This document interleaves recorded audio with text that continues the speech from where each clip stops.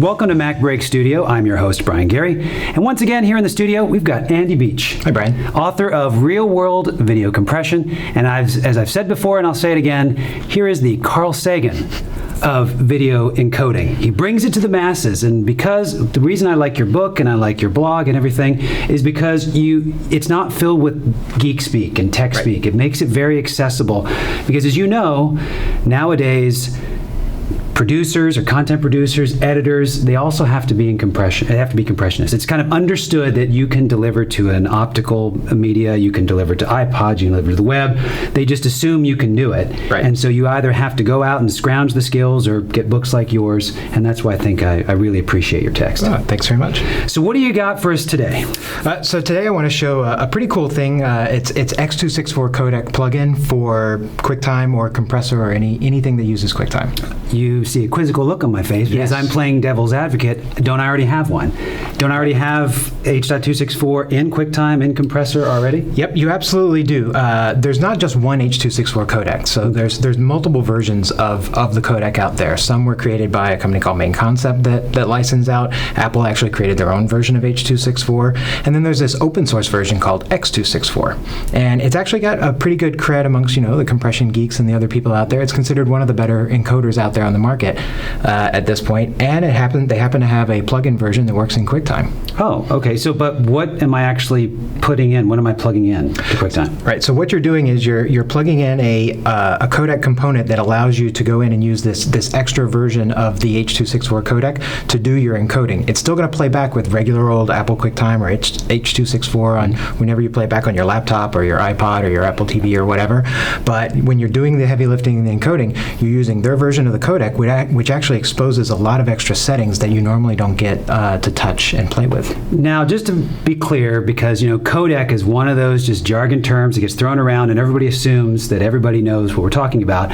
What is a codec, and so that I'm actually plugging into compressor? Sure. So codec it literally stands for compression decompression, and what it is it's the algorithm that's going to take the image and the audio and it's going to convert it into a digital signal so my computer can store it, but then it's also going to be able to decode it so that I can get it back out and turn it into something that all of us human beings understand. So then that's why I'm actually now plugging it into compressor, because I'm not going to open up the application that is this X264. Right. I need compressor or QuickTime or something to access it. All it is a plugin that you have access to across multiple different applications, and particularly with this one, it's anything that's QuickTime based. Okay, so you got compressor opened here. Yeah, so we've already got compressor open, and we've already loaded the codec onto your laptop, and so what we have now is I created a new setting using the QuickTime Export Components tab. Okay.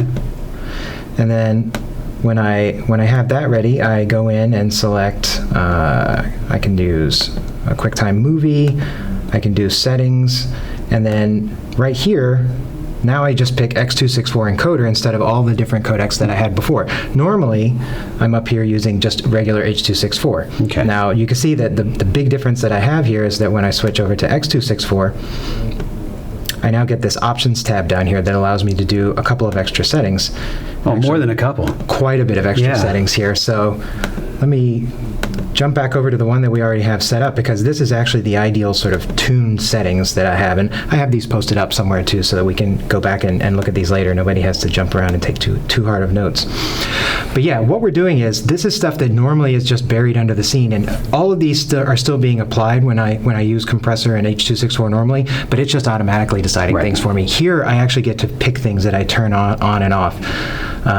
Whether it's just simple flags that I'm turning on and off, or things like for a signal to noise ratio or a weighted predictions. So these are pretty geeky things that we're talking about here. But then there's other things such as being able to set the difference between a CABIC encode or a CAVLIC encode. Some play back in some devices, some don't. It really helps when you start talking about the quality. All these settings are what they're really doing is it might take a little longer to encode the clip, but the higher quality and the lower data rate that we get out of it's totally going to be worth the time once we start playing with it. And we've talked about this in past episodes where you're always dealing with that compromise between between file size and quality. Yep. You always have some delivery constraint, and you're trying to fit your file in here. And what this is doing is, as you're looking at this, you're seeing it on the screen right now, for those of you at home. And it's like, oh my gosh, my mind's blowing because I have all these options. But as you become more comfortable in here, the goal is allowing you to have the smallest file possible and yet extract the highest quality. Yeah, and this really does it does that for you.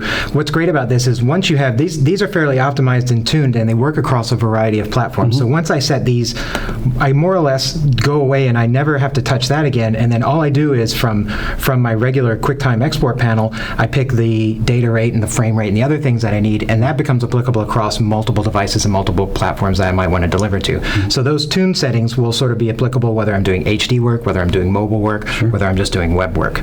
And we have an example even that I can sort of pop up and show you.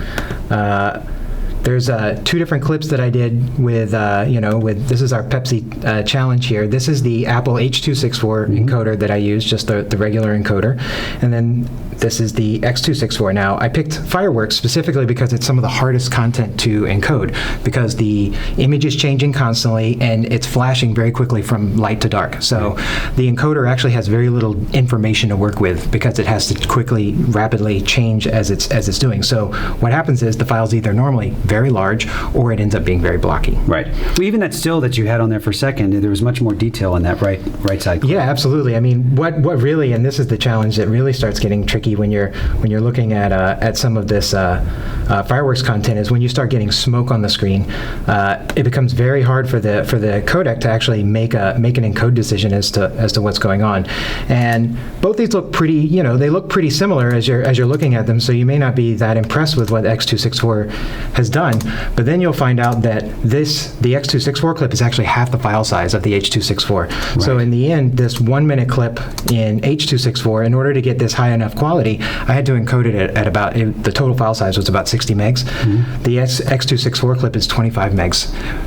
Slightly better quality, or at least equal to quality, but almost a third the file size. And again, as you're delivering either lots of content or you have a limited bandwidth available to you, this is the kind of thing that can make or break what you end up delivering. Yep. You mentioned a minute ago you had a blog, because obviously you're going to pique a lot of people's curiosity here, but they may be afraid to actually dive in because they feel they don't have, or they're not equipped with the information. Right. But you write about it on this blog. What's the blog? I do. It's realworldvideocompression.com or rwvc.tv, and it's an extension and a continuation of the book. So as things have changed, I've continued to try to add things along there as well, and these x264 tweaks and settings for QuickTime are exactly one of the things that I've posted up there. Andy Beach, thank you for being our guest. Thank you, sir. And thank you all for continuing to be our audience here at MacBreak Studio. I've been your host, Brian Gary.